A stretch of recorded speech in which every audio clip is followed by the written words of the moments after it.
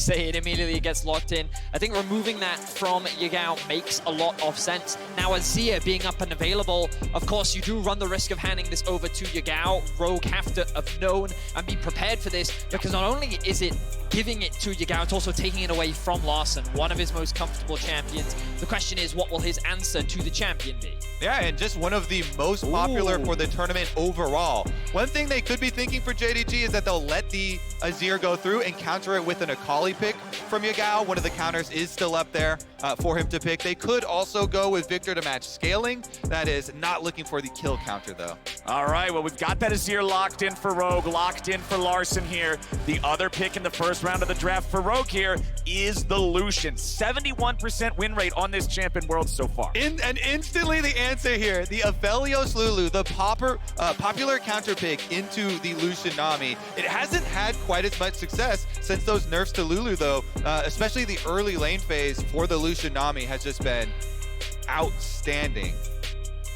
But it seems that JDG have come in very prepared. They know exactly what Rogue was going to do, and they've secured a first half of the draft that they seem very comfortable with, giving Kanavi something that gives him a lot of agency, a little bit more scaling, a lot more threat later into the game. We now just need to see a little bit more initiation and utility to come from this team, because remember, they've removed both Ornn and Maokai, and in a draft like this, you would expect 369 to be bringing those engaged tools to give JDG the options to start fights. And you have to start thinking about Malrang champion pool as well. You expect, since no jungle was picked up for Rogue, you know, something like the Jarvan does find its way here. Malrang has simply been too impactful with this champion on these early ganks, and there it is, kind of the no-brainer for JDG. Exactly. Get rid of one of those engagers. Get rid of one of those playmakers. Victor banned away. That was one of the champions you suggested, talking about if you want to scale next to him. Well, you're not going to be able to do that this time around. Will Rogue also ban out the Akali, the other champion that was suggested as an answer here into giving away the Azir? Let's see. They could let it through because Yagao only has 2 lifetime games on Akali. That never means that a player is not able to pull the champion out, but it does lower a bit sometimes the pick and ban priority on it, as far as a best of 5 as well, feeling out JDG and seeing if Yagao is in the state right now where he feels comfortable picking it. And the last ban of the second half here, another one looking at odoamne, the Gnar banned out here. But I think that with Sejuani still open, this becomes the best pick for Rogue right now. When they need to, it's debatable. It depends if they want to try and give counter to odoamne or not. But when you look at what JDG needs, it is that form of initiation. And I think that if you just take the Sejuani away, it's 369 though, and you're gonna take away 369's Renekton. I love it here. Odo gonna yoink it for himself. Let's see what the response is. Instantly, it's that Gragas that we talked up, and JDG need that big front line on their side as well. And then Yagao has been so happy with the Taliyah, as specifically either Ahri counter or Azir counter for him. He is very strongly in lane with some possible kill threat here, as well as roaming around to set up the side lanes. Alrighty, and our last pick of the draft for Rogue, it's the Vi. So there's some more initiation. There's some of that powerful lockdown onto these immobile carries of the Taliyah, of the Aphelios. Vedius, how are we feeling about this draft now that we're seeing all 10 pieces? Well, I'll say that it was surprisingly quick. It seems that both teams knew exactly what they wanted, and they knew how the opposition would react. JDG have a very typical front-to-back style with a little bit more of a carry-orientated jungler, with Rogue doing a similar thing, but they have a little bit more options in the early game with the Vi, with the single-target lockdown. I think they're going to be looking to play through the bot side of the map, as I think, which heavily favored the Chinese representatives. Now, the all-time head-to-head in best of 5s between the LPL and the LEC is 8-4 in favor of the LPL. While Europe have been able to upset here and there historically, LPL has always had Europe's number, but now we get to see the LPL's #1 seed against the LEC's #1 seed, the best of the best from both regions. Let's see what both teams can bring. Champions versus champions right here. LPL versus EU. And the crowd going wild. Early some vision down here on bottom side, trying to get vision both of the brush as well as possible early alert for a late invade. There is a sweeper already started for Kanavi on the Graves, so maybe you get a late invade towards top side of the map as well. Ping's coming out already. And I like this on a champion like Graves, who is such an adept duelist in the early game, being able to come out on top in a lot of these skirmish situations. And there it is, JDG with a late invade. odoamne, we'll see them there. but won't do anything about it. I love doing this for Graves jungle, especially when you do have the matchup on the other side of the map like that 2 split. Meaning, Malrang also always does this control ward start, whether it is Jarvan or the Vi here, placing the extra vision through a little pixel brush on bottom side to allow for some of those ganks towards the bottom side river. See Larssen already looking to get the push in the mid lane. He has dropped that little ward to keep an eye on what Kanavi is up to. We'll see how Malrang adapts his pathing. He will spot out the Graves doing the Raptors. You would expect Malrang to go from blue and then move towards the bot side of Kanavi's jungle. The problem he has no push in the bot lane. You may be able to usurp that with the fact that Larssen has the push in mid, but Kanavi's going to come through and help alleviate some of that pressure. Yeah, it's just so nicely done here from JDG, setting up for jungle success. They showed early priority on the Graves champion, and now with this counter jungle splitting through the other side, you take away so much area that Malrang has to work with here. He's going to get his level 3 on his Vi off of purely this blue quadrant of the jungle, but now it gets difficult for him because he's kind of forced into making a gank or going all the way up towards countering the blue quadrant there of Kanavi. And he is pathing up towards that northern half of the map. His own top laner is very far extended here as Odo is taking control of the lane nice and early, getting 369 shoved in. He will want to crash this wave up here. In the meantime, Malrang clearing out the Krugs, the one camp that was left, not stolen away by Kanavi. And a good job here. Kanavi crosses back, so he's just eliminating any other possible areas for Malrang to farm right now. After Krugs, gonna come over and look for the Scuttle Crab fight. Odoamne is pushing up, so nice to have your pushing top side here. Maybe Malrang will be able to get over for spawn of Scuttle Crab, but Odo taking a pretty big trade. Really good trade from Odoamne. But 369 is going to be looking for it. He doesn't know that the Vi's here, though. 369, you'd think he would have saw it right there in the brush, but no! The damage comes out. 369 with 100 HP, still trying to get away from this one. He'll survive. And now Kanavi's made his way into the top side river. It's a flash coming out. Oh! There won't be a kill just yet. 1 for 1 here with the top laners as Kanavi versus Malrang now turns into a duel. It's a level advantage here for Kanavi. Malrang getting himself back into the brush, charging up the Vault Breaker. Kanavi doesn't want to give him an easy target. Teleports, bringing both top laners back into the fight, back into the mix. Odo shows up and protects Malrang's exit. Ooh, it is in the end, first blood for Rogue. They get the kill first there for Odo, and with the lane pushing back towards him, immediate teleport right back out. He's going to be in a pretty good state as soon as he's able to equalize that wave. Meanwhile, Malrang did use Flash there on the Vi and teleporting back. The only problem is there is exact timer for Kanavi on these Raptors, so Kanavi should be able to get second steal on the Raptor camp from Malrang as well. Continue to counter jungle it, and there he goes right for it as well. That's going to be number 2 taken off. Kanavi's whole pathing this early game has been immaculate. The fact that he started red into Raptors, moved into his bot side Raptors to cover for the potential invade into his red buff. He then pathed up towards his blue, saying the other option that Malrang has, if he doesn't come into the bot side, he could try and cross map top side. He covered for that as well. And then he was in a position to cover for the early gank as well, and ends up trading 1 for 1. So overall, really smart pathing, and he's a large part of why they were able to get something off the back of this. Now you can see Odoamne, what looks like a bad trade initially, in 369 sees a window. He knows the Renekton cooldowns are very high early on. Malrang at the last second though shows up and is able to come in for the counter gank. But at this point, they're not quite close enough to get the kill. It's the moment that 369 comes back into the lane that Odoamne sees his window. And Odo knows there's no flash on 369, so he goes right for it. Flash, hits the stun, slice and dice in. Even though he has to take the tower shot, does get the first blood bonus. Then in the aftermath, Kanavi obviously pushing that wave as well, and Odo teleporting back. So look at this. You have to take into account not just the first blood, but also the CS afterwards with that big pushing wave. Quite nice for the Renekton in the 1 versus 1. So while Malrang has sustained a bit of a deficit in the jungle, and that's just a single small Raptor that he clears out there because it was counter jungle, Kanavi leaving 1 behind, it does mean that Odo is set up for success. The awkward thing for Malrang, though, is his whole pathing has kind of been messed up now in terms of this early game. He's still able to help out his top lane and get a bit of an advantage, and I think that was really important, especially in the Odo versus 369 matchup. But when you look at this Lucian Nami, this is the lane that you typically want to try and enable. The only plan here I can see for Rogue is as we get closer to the 8-minute mark with the Renekton being stronger, Rogue is looking to try and contest that first Herald, and then they bring it down towards the bot side of the map to then involve this Lucian and Nami more into the game. And it's nice that we're seeing as well the reason why we keep talking about, whoa, Odo getting quite low here with ult. We got a little bit of a scuffle. Odo goes into ulti. Kanavi's coming up through the brush. Rogue have their jungler nearby. Malrang is undetected for now. Kanavi throwing a bunch of damage straight into the brush there. Dashes forward, puts a bullet in his back.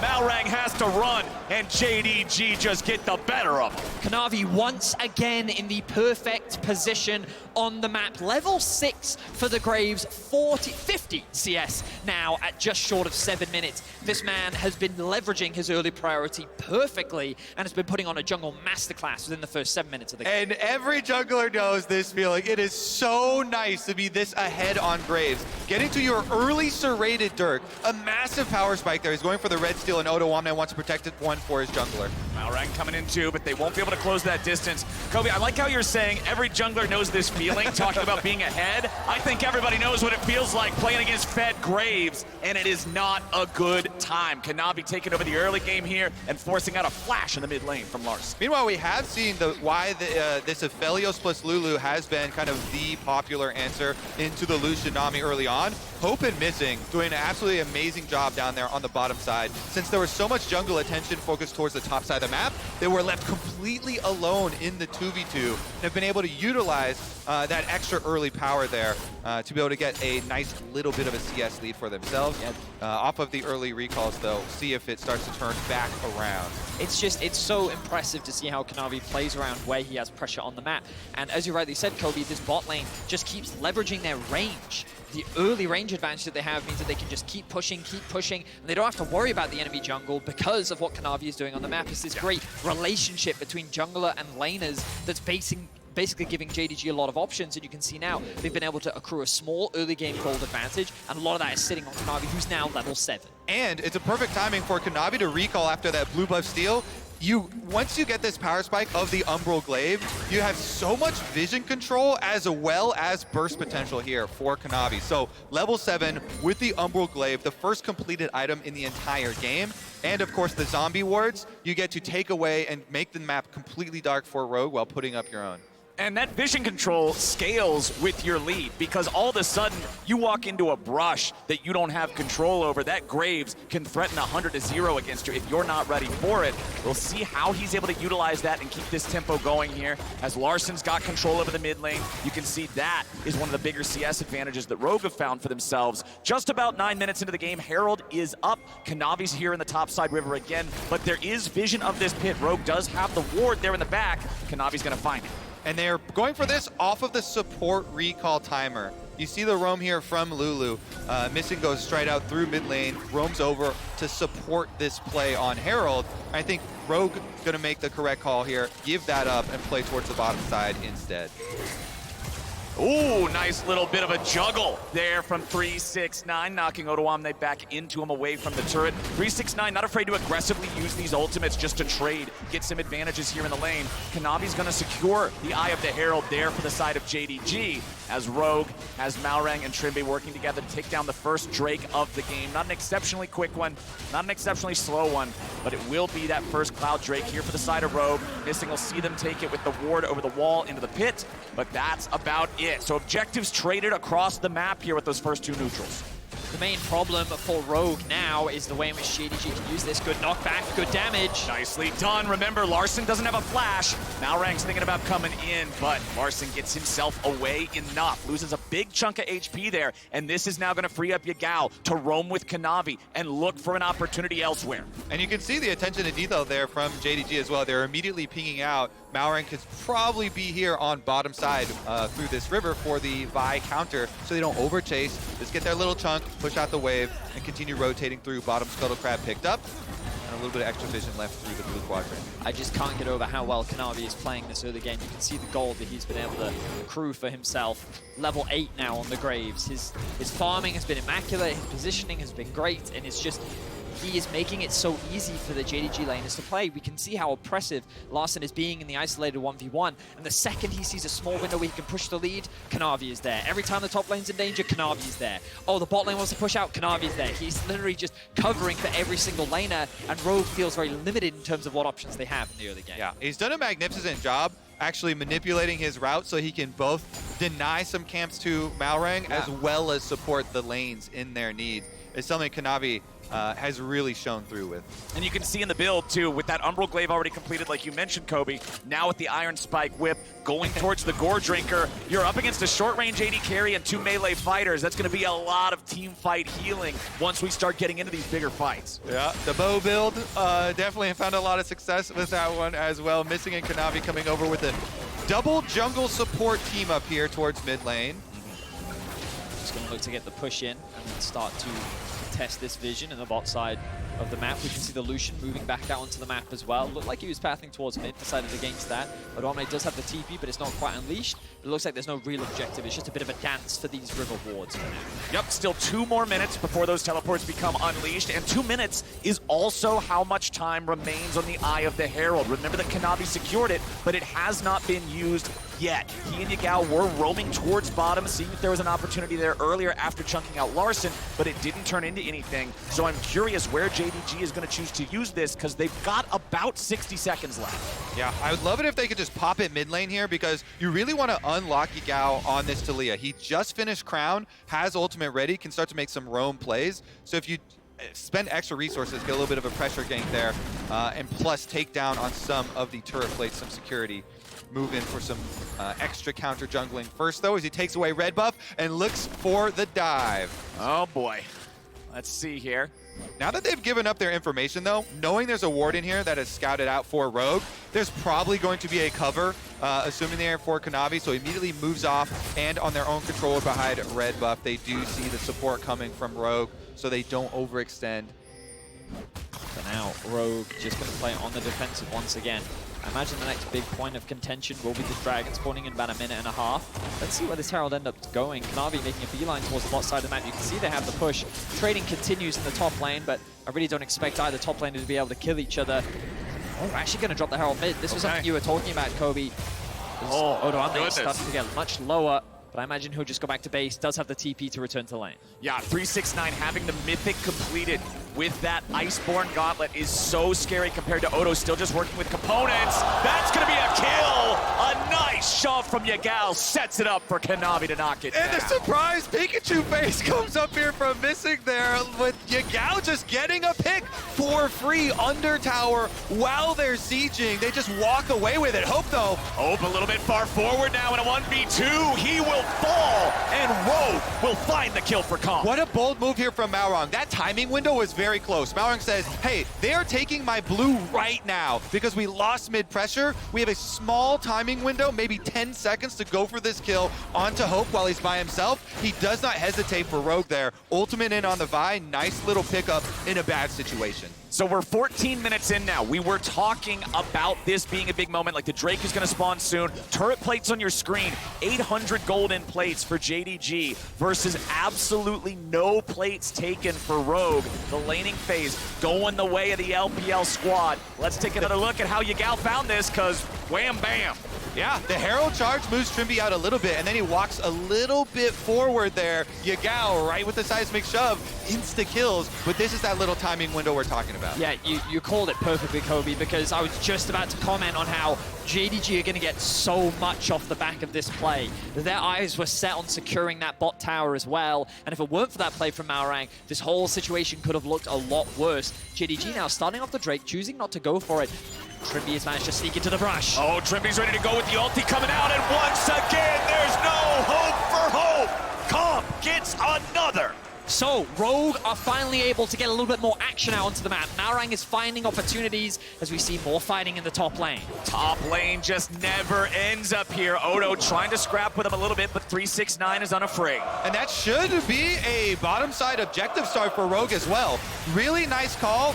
In the first gank, Malrang, he burns both summoners off of Hope, and now they're thinking immediately, punish this AD carry. No summoner spells on Hope. So Trymbi swims his way into the side brush, and Rogue capitalize on it and earn themselves an objective back. That's 2 dragons actually stacking very quickly. And Vedius, I do believe it was you who said you wanted to see Rogue play through the bot lane, right? You wanted to see them go here and prioritize these guys, enable these guys. Comp having 2 kills, having the Gale Force feels nice. Trymbi with a nice sidestep against the seismic shove. Make sure that he doesn't get picked off by Yagao. He and Malrang invading the enemy jungle now, setting up JDG for more success here in the bottom lane. setting up Rogue for more success here in the bottom lane, excuse me, as JDG are the ones taking the second Herald here in the top side. Yeah, it's a weird map state right now as Yagao forced to flash out. Yeah. Malrang should be getting his first red buff of the game as odoamne finds himself in some danger. Yeah, 369 keeping him away from his own turret here, just allowing that to devour the entire minion wave. He's got missing right next to him to guarantee that Odo can't just force himself back underneath this objective. And now that Kanavi's up here, he's got the second Herald. JDG's going for the cross map. But look at bot lane. Malrang has the ultimate and he knows that Yagao is around. With no flash available, Rogue could continue to push in this bot side of the map. There are pings on the mid lane tower. Here comes the ult. Okay, it's not going to find a whole lot. There goes the ult. That was swing and a miss. Honestly, though, Yagao respected that play so much. That's why he flashed over the red buff wall. As soon as he saw Malrang on his screen, he was like, that R button, it better not touch me or I'm going to die. So flash down from the earlier jungle invade, it was why he was respecting it so much. And Rogue did a good job to try and leverage it, get as much out of it as they could. And we spent a lot of the early game praising Kanavi for his pathing, for his decision-making, for the way he was playing the game. But Malrang has come alive now, making some good choices of his own, utilizing the threat and the power of this targeted ultimate against these immobile carries. Yagao's trying to get out. No flash, no way. There comes the Vi ulti. There goes the mid laner. There's Larssen getting the kill. It's a situation where Rogue is finding a number of picks, but JDG is cross-mapping well. They have pressure in the mid lane right now. odoamne is making his way down, and he's looking to make a play on mid. They see him, though. They see him. Oh, Kanavi's going to eat a lot of the culling there, using ulti to get some distance. Odo won't be able to collapse in time, so JDG get out, but they will not claim the second turret.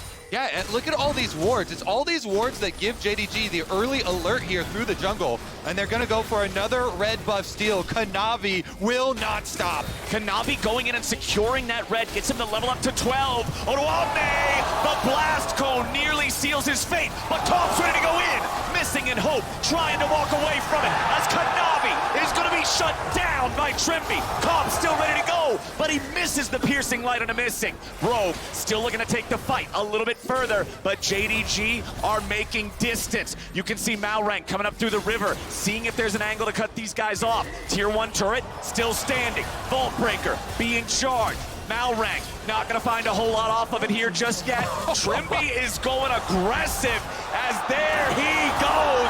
369 picks him up as Hope and Missing are stuck in the side brush. Hope with a nice flash. Now Larssen's here in a 1v2. Missing goes down and Larssen goes over the wall. He's safe and he got paid to do it.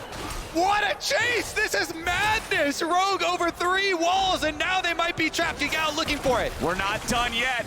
Yagao's ready to finally join up in the fight. Malrang still has the ultimate. Keep that one in mind. 369's gonna lead the way. Malrang just backing inside the brush. He is a secret agent behind enemy lines. That was actually so big for Rogue, though. They've almost evened up the gold, and they're still ahead the 2 dragons. These picks for Rogue have been paying off. I'm so confused as to what I just watched, gentlemen. That was a crazy series of events. You watch Rogue coming back! But it's one of those things is Rogue is typically the calm, calculated team. Like, they'll fight you, but this was just blind chasing from Rogue. They were bloodthirsty for these kills, and like, this initial start looked horrendous. odoamne forced to flash out, but look at the play here from Comp, melting the backline of JDG and killing Kanavi right off the bat. It was at this point that I think Rogue could have called it a day, but no, they wanted more. They certainly did. The bloodlust here, especially with Trymbi. The Nami wave initially knocks up 3, big one for them, and is able to get Azir a kill, but then they keep going. Malrang over this wall. Trymbi flashes over to try and follow him, misses the bubble, and then 369 says, wait a second, Nami is easy to kill. And they're just buying time for Larssen to get here. Looks like he's about to make the play, but then they realize the Taliyah wall is coming over, so Larssen's like, nope, I'm gonna ult them away, and then I'm gonna get a kill, regroup with my team, and then get out. Absolutely hilarious game of Red Rover. JDG, though, focusing back on the dragons. They want to put a stop to these Rogue stacking. Exactly. Rogue may have caught up in the gold, but it's JDG having to catch up here in the Drakes. Kanavi should secure this one here with a smite, but the wave's coming in. Missing and Kanavi gonna get hit by that. A TP shows up. Rogue may have overextended, may have overcommitted. Trymbi's trying to get himself away, but Yagao's still ready to throw another rock. Kanavi gets the kill, and Trymbi goes down. Rogue continues their retreat, but Yagao isn't done. He rides the wave right on in, gets a seismic shove back onto Larssen, and the Emperor is now the target. 369 finds the play, and Rogue have lost 2. 369 squeezes that big Gragas body through those 2 walls and finds the flash play. My goodness, JDG strikes back. JDG is considered one of, if not the best team fighting team in the world, and you can see exactly why. You can't come to a fight half-heartedly. You have to have a clear plan, otherwise JDG will punish you. Oh boy, Malrang goes over the wall looking for trouble, but trouble found him. Kanavi's still going forward here. He nearly has the collateral damage. The ulti cooldown just barely not there. If Kanavi has a little more time, he'll get the headshot and get the kill. 369 won't drop so easy, and odoamne will pay with his life. Kanavi asserting his jungle dominance with the 2-level lead here. The Graves is so abusive. And Rogue's aggression was very quickly stopped. JDG once again fine position on the map. But Rogue, their over-aggression is quickly punished, and look at how quickly the gold lead is building now. They felt confident after that playing the top side, but that aggression, that over-eagerness to force a fight around the dragon fell short. And the moment that they showed an ounce of weakness, JDG was quick to capitalize. And this is what fans have come to know and love about JDG. This fearsome mid-game, feared throughout the world. They come back in such a huge way and sweep Rogue off the map. This is starting to look a little concerning for the European fans in the audience. But I said at the very beginning, back in draft, man, it would be quite a statement to make to come out in game 1 and just dunk on this game with the Graves with that carry power. And it's exactly what Kanavi is doing. 3rd item completed, Black Cleaver. He's gonna be deadlier than ever, and Rogue is gonna have to find a way to deal with this incredibly fed Graves. The only person on the map with more farm is the enemy mid laner. He has 110 CS up on his opponent in the jungle. Vi might as well be a cannon minion in front of this Graves. Grave things, baby. Level 14 for Kanavi. It is absolutely crazy how powerful he is on the map right now. And JDG, they have their eyes set on this Baron. I mean, when you look at it, they both have boots and 3 items. The problem is, Malrang, 2 of those items are a rock and a butter knife. He's not doing so hot up against the might of this fed Graves, of this level 14 jungler. By the way, both his solo laners are level 13. One of the enemy solo laners is level 13. Again, it's only Larssen's Azir keeping pace with this. Ah, the man brought a butter knife to a shotgun fight, Clayton. That is going to be very difficult to win. Let's take a look at how the vision starts to close, though, because this is one of the things that JDG also do really well. It's those mid-game team fights, and then as soon as they win the fight, they completely take control of both sides of your jungle. Kanavi moving in with that Grace for another burst attempt. Good Lord, man. The burn nearly kills him. 29 HP, I believe it was. Red buff plus smite, showcasing the damage. Kanavi looking for more. The ultimate from 369 goes a little wide though, which means that odoamne will be safe. Good side step from him, but you can see the suffocation now coming in from JDG. The vision being denied, the control that JDG have over the topside jungle, making it harder and harder for Rogue to approach. But you can see that one little ward near the topside blue of JDG's jungle. The Rogue will have an option to TP in, but I don't think they're going to get anywhere close as JDG continues to assert dominance on the Rift. The map is so dark for Rogue. Every brush you walk into, every corner you turn, Kanavi and JDG may be waiting. So Rogue group up. They push down mid. They know they can't defend their own objectives in these fights, so they're going to trade them with JDG instead and just try to get whatever they can. It is a 4,000 gold lead for JDG right now. Rogue still having the advantage in Drakes, but that's about it. 6 turrets versus 3. That's a lot of damage. And remember, gentlemen, one of those turrets was an inhibitor turret there in the mid lane. As we square up for what might be a team fight here in mid, JDG, they look for the ulti there from 369. They're not going to find the angle, but they get the flash out of the enemy mid. And that is very crucial. Larssen having the ability to be able to make that flash Shurima shuffle onto one of the backline members of JDG now becomes that much harder, especially with Hope and Yagao having all their summoners up. The ultimate comes out from Yagao. Yagao gonna block them off from making it into the bottom lane. Rogue staying together. They do not want to split up and run. They know JDG can go after him. But is JDG looking for this second Infernal Drake now? Odoamne gonna be hit by Seismic Shove down to half HP. Comp coming in with the calling over onto the side, but it ain't gonna do a whole lot. Oh, is into the pit, and he steals the Drake, but at what cost? Odoamne dies, Malrang dies. It's bullets for dinner, and Kanavi and Hope are serving him up hot. 369 is just too tanky, man. This front line refuses to die, and the single target damage from JDG was crucial as well. Yagao stunned into the polymorph from missing, basically made Odoamne obsolete. JDG get 3 kills onto Rogue, and they have a Baron in their eyes. He's taking all right. 1,500 damage shielded by the Fimbulwinter already. 369 and the rest of JDG moving over towards that Baron to claim it as their own. And when the Vi went into the pit, I've got to applaud Malrang for having the smite timing to steal that away, because you saw how fast he died. He knew it was a one-way trip. And you can see that in the choke point, the best option for Rogue is to just hit 369. But look at how much he just soaks up. Comp isn't really able to threaten anything on the backline.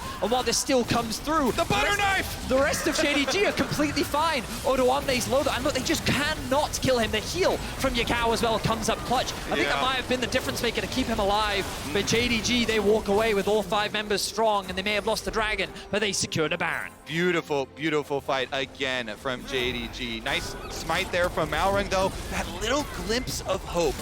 You know, you have to dream about winning that Dragon Soul fight, but in order to get there, you have to last another 3.5 minutes against this JDG onslaught. And Kanavi is level 16, highest level in the game.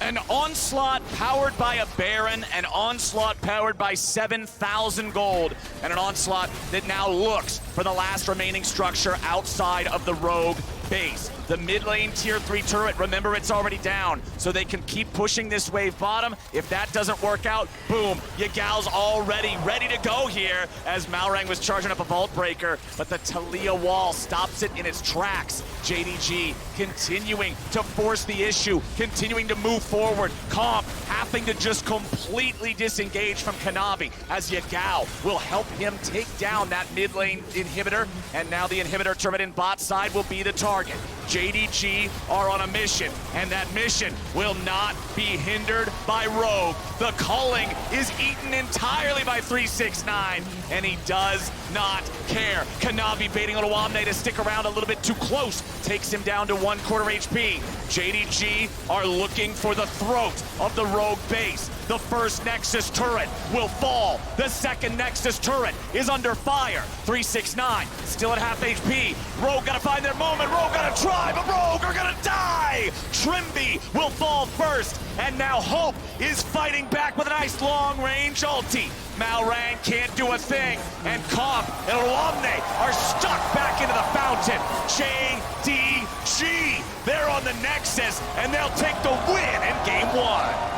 1-0 opening up here for JDG, and let me tell you, that started straight from level 1.